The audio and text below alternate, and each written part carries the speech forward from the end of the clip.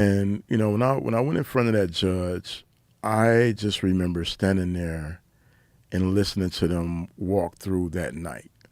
The prosecutors telling what happened that night. And it was a one-dimensional telling of that story. It was the very factual, like, hey, this guy, shot, killed this man. There was no context to none of my life. And when the judge sentenced me, he said 15 to 40 years for the homicide and 2 years for the felony firearm. At 19, I thought my life was over. Like, I thought that was it. Like, at 19, I couldn't even imagine, 17 years down the line. At that age, I couldn't even imagine, like, 2 weeks down the line. It felt like a lifetime. So when he sentenced me, I was like, this is it, man. Like, my life is over. And so I started my prison sentence with the mindset that I was never getting out of prison. How much time did you wind up doing? I did a total of 19 years, and out of that 19 years, I did 7 of those years in solitary confinement. Ooh, what is that like? It is when I tell people, it is the most barbaric thing that we do to people in this country.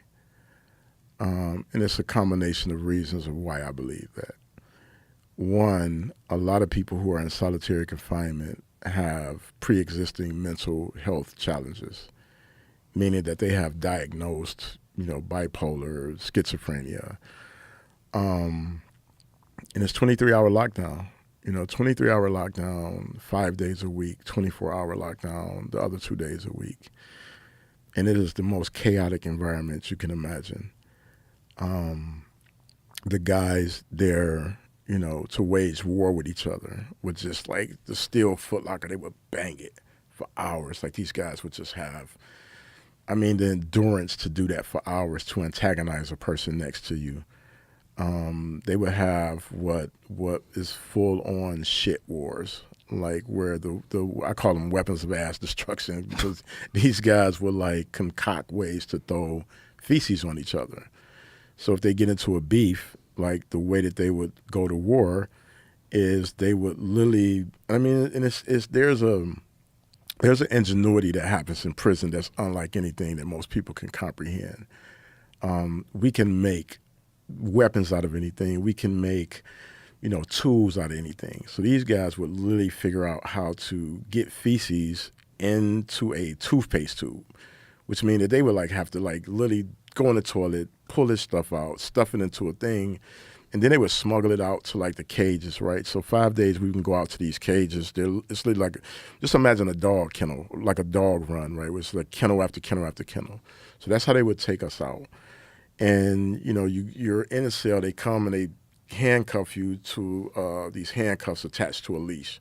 And they walk you down a tier, take you out to this dog kennel, and they let you out. And so they have to give you at least an hour of that a day. And so these guys would come out and they would be, beefing with their neighbor. And now it's a full-on, they're just squirting shit on each other. Like, it's fucking insane. And there was this one guy, man. I remember this one guy. He had a colostomy bag. This was like the equivalent of having a fucking AK-47. Like, he's like this guy. This episode is brought to you by Squarespace. If you got something to say, sell, or share with the world, you need a legit online presence.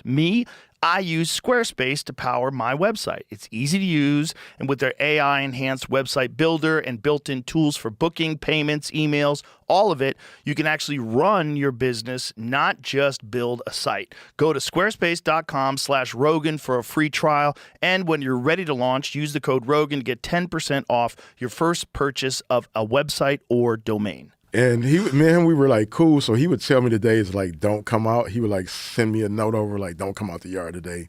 I'm about to shoot this bitch up. I'm like, dude, what are you talking about? So he would, like, go out there and whip the colostomy bag off and just literally take the yard hostage. Like, don't nobody say shit.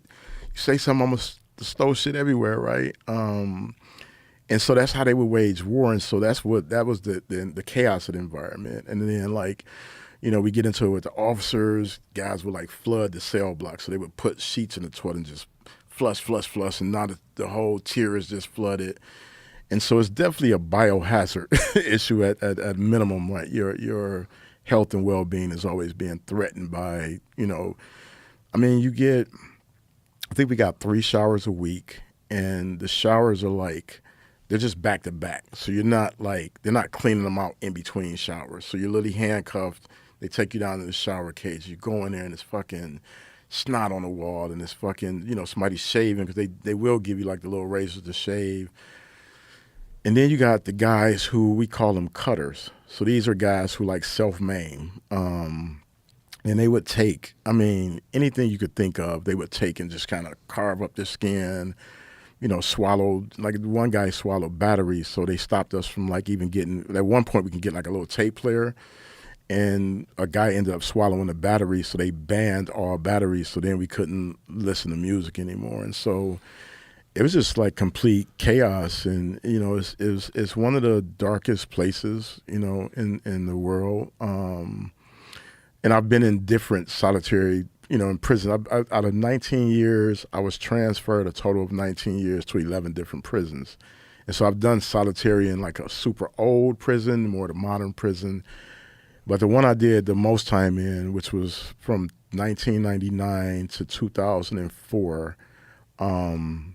It's called Oaks Correctional Facility. It's one of the more modern prisons. And so, in the midst of that chaos, I decided like there was a couple of things. So one, I had read this book about what's supposed to happen to your mind when you're in that environment. And it talks about like how it will cause you to hallucinate. It talks about how it will cause you to not feel like you have like any agency over your life. It affects how you communicate. Because in order to talk, you got to lay on your floor and like scream under the door and try to hear a guy, or you got to try to talk through like the electrical socket. So it's all these different things that I kind of knew going in. And so I set up for myself, because I didn't want to, like the only thing I feared about being in prison was losing my mind. I was never worried about my physical safety. I grew up fighting. I grew up with brothers. I grew up on the east side of Detroit, so I knew how to like take care of myself. Losing my mind was the one thing that I was like, I was afraid of that, because I saw guys who were like normal guys, and 5 years in, they're not the same. They're not the same. And you see this like glossed over look in their eyes, and it's the scariest shit ever to see somebody start to hallucinate, start to make up a life that is not true. And so I set my days up like I was at university. And I always say this, Joe, this is like super important. I was lucky. And I was lucky because I was literate. And like the average reading grade in prison is about 3rd grade. And I wouldn't be here with you right now if I didn't know how to read. Like I would not be the person that I am today. And so because I knew how to read, I was able to really structure my days like I was at a school. I would study philosophy in the morning. I would study world history. I would study African history. And then I would just like read for pleasure. But I was always like, every day I'm figuring out, okay, how do I keep my mind moving forward? And if you keep your mind moving forward, you can actually survive. And it's, it's no different than any other hard shit you got to go through. But it's really like, can you keep your mind taking one more step? And then there were some days where I was like, I don't like, this shit is too much. Like I'm feel myself like physically, like I can't take one more day. And in those days, I would just grab a book, man, of somebody who inspired me. Sometime it would be Nelson Mandela. He had been through like 27 years. And I would just like open it up and like, let me just start reading something. I would read the poem Invictus. Like that poem always just kind of brought me back, like you're the master of your own fate. You know what I'm saying? You're the captain of your soul. So I would go back and read that. There's a book called As a Man Thinketh by James Allen. It's about 60-something pages. I would literally, my version of that was so dog-eared, but I would like literally just open it up, and any page was about, if you master your thinking, you can master your environment. And so it was like things like that would keep my brain just going forward. Obviously I would work out, do push-ups and calisthenics and roll up. I used to roll my mattress up, and you tie one sheet around it, and you put the other sheet through it, and you make your handle, and now you could do your curls. So I would do that. Take that mattress, put on my back. I would do squats. So I would run my routine in there, and just running that routine is really what kept me like, put one positive thought in front of the next. And I mean, at that time, I still was like, I wasn't like a model prisoner. I don't want the listeners to be confused by that, because it's a little different, right? It's somebody who follows the rules and just stays out of the way and get out of trouble. Like I was into bad shit in there. I didn't ever think I was getting out. So I was like, I just got to run an environment. I got to be in control in this environment. I got to, make all the moves to have agency over my life in that environment. And so initially while I was in there, I was only focused on getting out so I can finish getting into shit. Mm. So what initially sent you to solitary? So the first time I went to solitary was for an assault on a guy who was my neighbor, and basically I didn't have any money on my books at the time, and store day came around, and I was like, I'm gonna go take his shit, and so I literally went to rob this guy, and he happened to be coming in the cell at the time. We got into like a fisticuffs, and so they took me to solitary for that. And I did about a year for that. A year? Yeah. And then it's because what happened was an officer got assaulted in the process. He jumped on my back, and I thought it was like his cellmate coming to help him, and I kind of threw him off me. And so that was cost me about a year. And then the second time, this was some crazy shit. So I was at the Michigan Reformatory, and at the time I'm the line foreman. So I'm like, I make sure as we're serving chow that, if this thing is running out of like cutlets, I put the cutlets in the thing for them to continue serving. And we were all about efficiency. Like, we want to move these guys through as fast as possible, because the chow hall is where all the shit goes down. It's the stabbings go down, and it's crazy. So we're trying to move guys out. And this guy, man, he's just holding up the line. And so what happened is that sometime they would send these guys over to the reformatory. Was like a higher security level. It's the oldest prison in Michigan at the time. It's called the Gladiator School. And sometimes they would send these guys from like the lower levels who, they're getting in trouble at the lower levels, and they would send them over there as punishment, And usually when they come over there, they don't realize that this is a different game. You know what I mean? Like the reformatory is real prison. Those lower levels, it's like a fucking camp. You're not dealing with, you're dealing with real prisoners. So this guy comes over, he's holding up the line.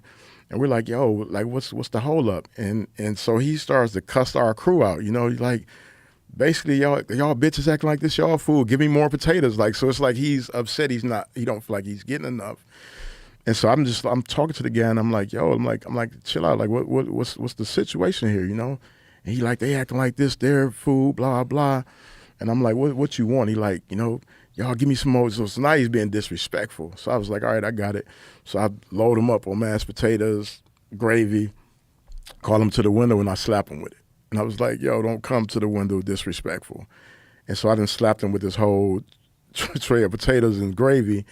And he takes off running, and he like runs to the officers, And so my supervisor, who was cool, and he was like, go to the back and like hide, So he's trying to hide me out, because I'm one of his better workers. He don't want to like lose me to this. And so, that led to me being in solitary for a year. A year? Another year. For hitting the guy with mashed potatoes? Slapping the guy with mashed potatoes, yeah.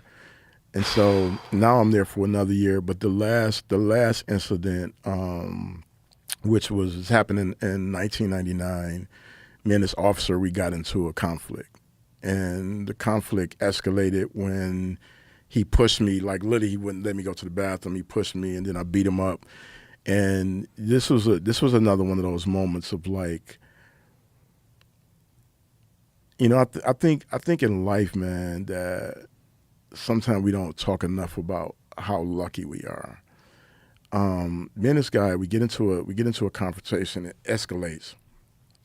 At this time, like, I'm 27. All I do is lift weights, work out, whatever. And I don't even realize the difference between like a 27-year-old grown man's strength and the boy that walked into prison.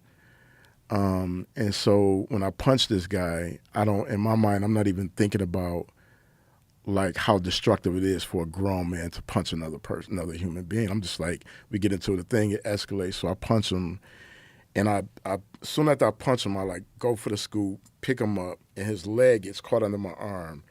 So I slam him down. His radio flies over the railing, lands on the floor. Now, when this conflict happened, they're doing what's called emergency count. So every month in prisons all across the country, emergency count, they blow a siren, and everybody, doesn't matter what you're doing. If you work in the kitchen, you got to drop what you're doing. Everybody has to go back to their cell block. And so what happens is, they'll let people use the restroom, et cetera, but that siren is going. And so when me and him are up there fighting, the siren is going, so the officer downstairs doesn't even know that this is happening upstairs. The thing that saved his life and saved me from a life sentence was his radio flew over the gallery and landed. And so a counselor coming in looks and sees the radio and is like, why is the radio here? Looks up and sees the confrontation happening. And so he hits his button, all the officers come over, they dive on my back, separate us, take me to solitary. So when they take me to solitary, I'm in here, I'm raging. I'm still in that energy. And the guy next to me, he's banging on the wall. He's like, yo, look down, because I can see down to the cell block. Now there's an ambulance out there. And basically what happened is when I punched him, I broke his tracheal. And so they had to perform emergency surgery on him literally in front of the cell block. And so I was sentenced to an additional 2 years, and then what ended up being 4.5 years in solitary confinement. And the only